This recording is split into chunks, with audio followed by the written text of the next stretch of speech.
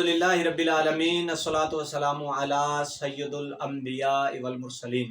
नाजरीन मोहतरम, मैं हूँ आपका मेज़बान मोहम्मद उस्मान ओवैस कादरी और आप इस वक्त देख रहे हैं शान रमज़ान।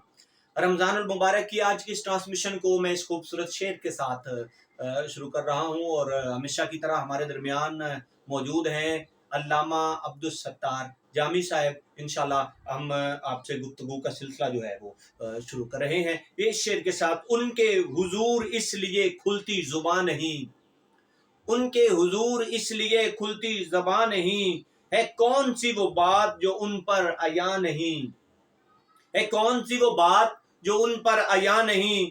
मुझ बेनवा पे प्यार ना आए हुजूर को, रहमत के बाब में मुझे ऐसा गुमा नहीं, रहमत के बाब में मुझे ऐसा गुमा नहीं। नाजरीन मोहतरम, आइए हम गुफ्तगू का सिलसिला जो है वो शुरू कर रहे हैं। तो आज का जो हमारा टॉपिक है वो है बोहतान तराशी। तो हम किबला से जानने की ये कोशिश करेंगे कि बोहतान तराशी क्या है।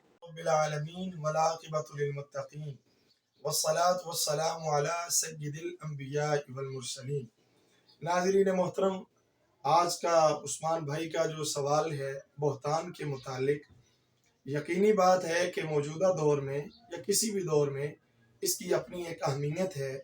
और मौजूदा दौर में जब सोशल मीडिया का बेलगाम इस्तेमाल जो है वो बढ़ गया है, तो इस मौजू पर गुफ्तगू करना भी हमारे लिए सआदत की बात है कि हम इस मौजू पर खुसूसी तौर पर चंद गुजारिशात आपके सामने रखें कि ये कितना हसास मामला है। सबसे पहले तो ये जानने की कोशिश करेंगे कि बोहतान का माना क्या होता है, बोहतान की तारीफ क्या होती है। ठीक है, किसी भी शख्स की मौजूदगी में, ठीक है, या अदम मौजूदगी में, ठीक है, उस पर झूठ बांधना, ठीक है, यानी जो बात उसके अंदर मौजूद नहीं है। एक तो है ना कि वो बात मौजूद हो और वो बंदा मौजूद ना हो, ये एक अलग से ग़ीबत है, ये एक अलग मामला है। लेकिन हम यहाँ पर बात कर रहे हैं सिर्फ बोहतान की। ठीक है, तोहमत का लफ्ज भी इस्तेमाल हुआ है, बोहतान का लफ्ज भी इस्तेमाल हुआ है। किसी भी शख्स की मौजूदगी में या अदम मौजूदगी में उस पर झूठ बांधना, ये बोहतान कहलाता है। ठीक है, मसलन कोई आदमी चोर नहीं है, उसको चोर कहना। ठीक है, कोई आदमी शराबी नहीं है, उसको शराबी कहना। ठीक है, कोई आदमी जो है वो खाइन नहीं है, उसको खाइन कहना, यानी कि अमानत में खयानत करता है ये आदमी, ठीक है, हालांकि वो बात उसके अंदर मौजूद नहीं है। और कोई आदमी जानी नहीं है या कोई औरत जानिया नहीं है, लेकिन उसको जानी या जानिया कहना, ये है बोहतान। और जितनी भी सूरतें हैं बोहतान की, उनमें सबसे ज्यादा खतरनाक ये जिना वाला मामला है कि किसी पर जिना की तोहमत लगाना, बोहतान लगाना। मैंने अर्ज किया कि तोहमत का लफ्ज भी इस्तेमाल होता है और बोहतान का भी, ठीक है, दोनों एक ही माना में इस्तेमाल होते हैं। लेकिन लुग़वी एतबार से बोहतान के माना में शिद्दत पाई जाती है, लुग़वी एतबार से। तो कुरान करीम के अंदर हम इसको अगर देखें, बोहतान का लफ्ज कुरान में जा बजा इस्तेमाल हुआ है। सूरह नूर के अंदर भी ये लफ्ज इस्तेमाल हुआ है बोहतान का। इसी तरह सूरतुल निसा आयत नंबर 112 के अंदर भी बोहतान का जिक्र जो है वो मौजूद है। इसी तरह सूरतुल अहज़ाब आयत नंबर 58 के अंदर भी इसका जिक्र जो है वो मौजूद है। आप इस बात को जरा इसकी हसासियत समझे। ये बात किसी पर तोहमत लगा देना, इसको कोई छोटा ना समझे। इस बात को कैसे मुंह उठाया और किसी पर जो है वो ज़िना की तोहमत लगा दी, किसी पर कोई भी तोहमत लगा दी, जो दिल में आया वो कहता चला गया। अल्लाह ने कानून बनाया है। सूरह नूर का अगर मुताला किया जाए, वल्लज़ीना यरमूनल मुहसनात, जो पाकीज़ा औरतों पर तोहमत लगाएं, तुम लम यअतू बिअरबअति शुहदा, फिर 4 गवाह ना ला सकें, तो फिर अल्लाह क्या हुक्म देता है, फजलिदूहुम 80 जल्दा, फिर उनको 80 कोड़े मारो। वला तक़बलू लहुम शहादतन अबदा, दूसरी सजा, फिर उसके बाद कभी भी उनकी गवाही कबूल नहीं की जाएगी। यानी बंदे इसको आम हमारे यहाँ ये सोशल मीडिया पर देखते हैं, अल्लाह माफ करे, अल्लाह की पनाह।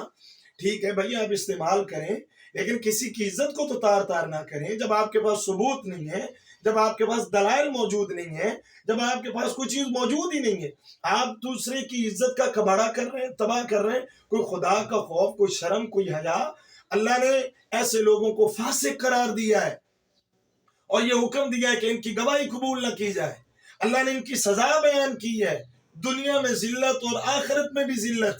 میرے کریم آقا صلی اللہ علیہ وآلہ وسلم کی حدیث پاک ہے، جو بہتان لگاتے ہیں کسی کے اوپر، میرے حضور فرماتے ہیں کہ وہ بندہ قیامت کے دن جہنم کے اندر ایک مقام ہے جہاں پر جہنمیوں کا کیچڑ پیپ جمع ہوگا اور خون جمع ہوگا، اس بندے کو وہاں پر رکھا جائے گا جو کسی پر بہتان تراشی کرتا ہے۔ اور جس بندے نے کسی پر بہتان لگایا، اس بندے کی 100 سال کی عبادت ضائع کر دی جائے گی۔ بندے ہمارے یہاں لوگ لائٹ سمجھا جاتا ہے کہ جناب یہ کسی پر بہتان لگا دی، یہ تو بات ہی کوئی نہیں ہے۔ حالانکہ یہ بات چھوٹی نہیں ہے، یہ اللہ اور اس کے رسول کی ناراضگی کا سبب ہے کہ کسی پر بلا وجہ تہمت لگا دینا اور کسی پر بہتان لگا دینا کہ یہ فلاں آدمی تو اس طرح سے۔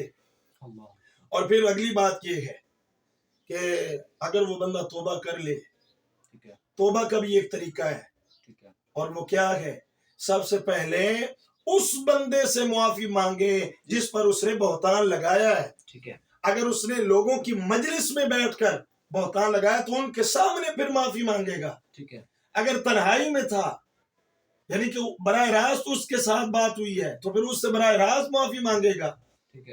اور اگلی بات بڑی حساس بات ہے، اگر وہ معافی نہیں مانگتا اور دوسرا آدمی قاضی کے پاس چلا جاتا ہے، مجھے انصاف چاہیے کہ میری عزت کو تار تار کیا گیا ہے، میرا معاشرے میں مطلب کہ میرے اوپر ایک بہتان لگا کے میری عزت نفس کو مجروح کر دیا گیا ہے، تو جب قاضی کے پاس چلا جائے گا یہ معاملہ، پھر حقوق العباد سے نکل کر یہ حقوق اللہ میں آ جائے گا۔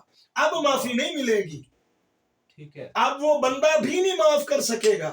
اپنے طور پر تو وہ کہہ دے گا کہ میں نے معاف کیا، لیکن پھر قاضی پر لازم آ جائے گا کہ وہ اس کو سزا دے۔ تو اس لیے میں یہ عرض کرنا چاہوں گا اپنے ناظرین سے، آپ کی وساطت سے، آپ کے پروگرام کے حوالے سے، اس پروگرام کی وساطت سے، کہ خدا کے لیے کسی بھی انسان پر یہ تہمت لگانا اور اس کی برائی اس انداز میں کرنا کہ اس پر جھوٹ باندھا جائے، یہ قرآن میں جا بجا یہ بات جو ہے وہ موجود ہے، اور بہتان کا لفظ جو ہے وہ جا بجا آیا ہے۔ اس لیے اس معاملے سے جتنا کوئی بچ سکتا ہے اس کو بچنے کی کوشش کرنی چاہیے۔ میرے حضور نبی کریم علیہ السلام کی مختلف احادیث ہیں اس موضوع پر، ابو داؤد شریف کے اندر بھی حدیث پاک موجود ہے، تو اس لیے اس موضوع پر بہت ساری چیزیں موجود ہیں، دیکھنے کی ضرورت ہے۔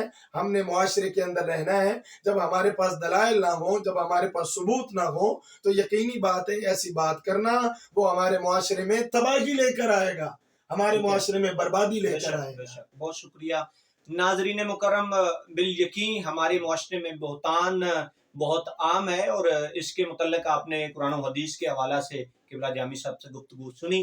اللہ کریم کی بارگاہ میں دعا ہے کہ مالک کل ہمیں بہتان جیسی لعنت سے بچنے کی توفیق اور ہمت عطا فرمائے۔